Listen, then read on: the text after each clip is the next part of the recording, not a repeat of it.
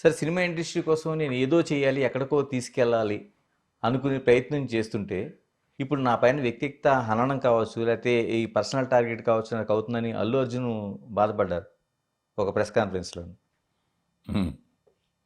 నిజంగా అలాంటి పరిస్థితులు ఉంటాయండి? అంటే ఒక వ్యక్తి ముందుకు వెళ్తుంటే, ఒక ఇండస్ట్రీని ముందుకు ఇది తీసుకెళ్ళాలి. అన్ని మిస్అండర్స్టాండింగ్స్ ఇవన్నీ నేను అనేది మీకు మిస్అండర్స్టాండింగ్సే.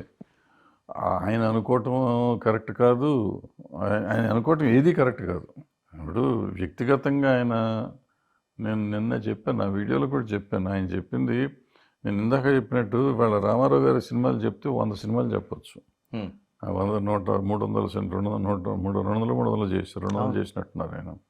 అందులో 15, 20, 30 సినిమాల పేర్లు చెప్పొచ్చు మనం. ఆయన అద్భుతమైన పెర్ఫార్మెన్స్ చేశాను. నాగేశ్వర గారు 100 సినిమాల పైన ఉంటే ఆయనకి చెప్పొచ్చు. కృష్ణ గారికి కూడా 2-3 సినిమాలు చెప్పొచ్చు. సోమన్ బాబు గారికి 3-4 చెప్పొచ్చు. చిరంజీవి గారికి స్వయం కృషి లాంటివి చెప్పొచ్చు. బాలకృష్ణ గారికి కొన్ని చెప్పొచ్చు. వీళ్ళకి వచ్చేటప్పటికి ఏం సినిమాలు చెప్తాం? నువ్వు వేసిన వేరియేషన్ ఎక్కడ ఉంటాను?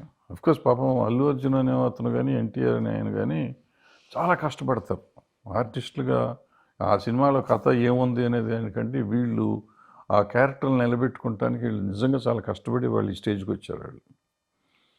అయితే దానివల్ల మనకు వచ్చేదేం లేదు. ఇవాళ భారతదేశంలో ఎన్టీ రామారావు గారిని ఇవాళకి మర్చిపోకుండా అంటే ఆయన పెర్ఫార్మెన్సెస్ వల్ల. కరెక్ట్.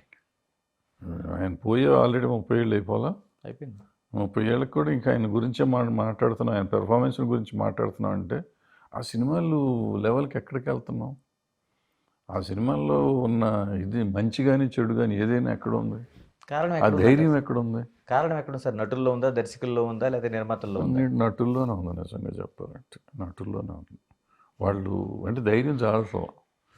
రామారావు అంటే మనదే ఉంది, ప్రొడ్యూసర్ గారు వచ్చారు, వారి కథ ఉంటే చేసేద్దాం మనం. నేను కథ వినేసి ఓకే చేసుకోండి అనేవారు. మీకు నమ్మకుంటే చేయండి అనేవాడు ఆయన. వింటాం వినేవారు కానీ మీకు నమ్మకుంటే చేయండి అనేవారు.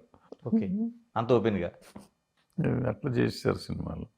సో వీళ్ళకి అట్ట కాదు, వీళ్ళు నమ్మాలి, వీళ్ళకి ఒప్పుకోవాలి, వీళ్ళ సెక్రటరీలు ఒప్పుకోవాలి, వీళ్ళ పక్కన వాళ్ళు ఒప్పుకోవాలి, ఇంట్లో వాళ్ళు ఒప్పుకోవాలి, ఇంకెవాళ్ళు ఒప్పుకోవాలి. ఇట్లా రకరకాలుగా ఉంటాయి దానికి. ప్లస్ పక్కన టెక్నీషియన్లు అందరూ ఉండాలి, ఊరంతా ఉండాలి, ప్రపంచం అంతా ఉండాలి, ఉంటే వీళ్ళు చేయరు. దాంతో ఏమవుతుందిగా రొటీన్ సినిమాలు వస్తూ ఉంటాయి. ఆ వేరియేషన్ కోసం వీళ్ళు ట్రై చేయరు, ఉన్న దాంట్లో చేద్దామని ట్రై చేస్తూ ఉంటారు. ఏముంటుంది, ఈ జుట్టు తీసి ఇట్టేస్తారు, లేకపోతే ఇటు పక్కేస్తారు. మారిపోయింది, అంతా మార్చేసాం. లేదా గెడ్డం వేస్తారు, గెడ్డం వేసి గెడ్డంలో పెట్టి గెటప్ వచ్చి కొత్త గెటప్. దీనికోసం ఉన్న ఫారినర్ని తెస్తారు, వాడు $1,00,000 తీసుకుని పోతాడు. వాడు ఏమంటే కిట్ కటింగ్ చేశాడు జుట్టు.